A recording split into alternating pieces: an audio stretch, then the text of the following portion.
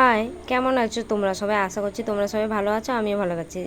দেখতে পাচ্ছ আমি রেডি হয়ে গেছি। আজকে যাচ্ছিলাম এক জায়গা ঘুরতে, ঘুরতে বলছি, জিনিস আনতে। কারণ এই কদিন পরে এই মেয়েটার বার্থডে, তাই তার মাম্মাম একটা ওর জন্য রূপোর চুড়ি নেবে। সেই জন্য আমরা চলে গেছিলাম মনোহরপুর বলে একটা জায়গা আছে দাঁতুন সাইডে, অনেকে যাদের বাড়ি তারা চিনবে ভালো করে।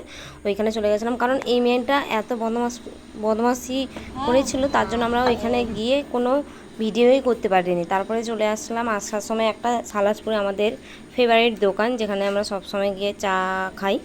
তো ওইখানটায় আমরা চা খেতে চলে গেছিলাম। তারপরে দাদাকে স্ট্র দিবে তো গরম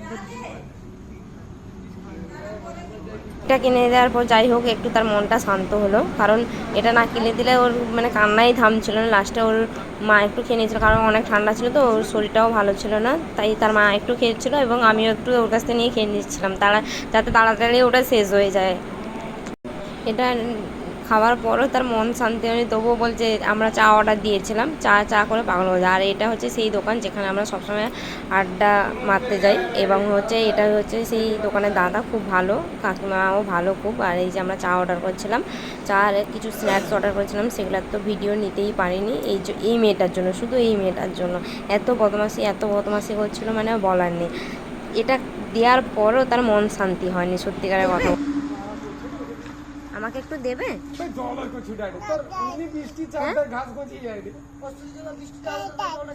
আমাকে একটু দেবে? না, আমি তো চা খাবো না, আমি তো একটু জুস খাবো। দেবে? দেবে জুস দেবে?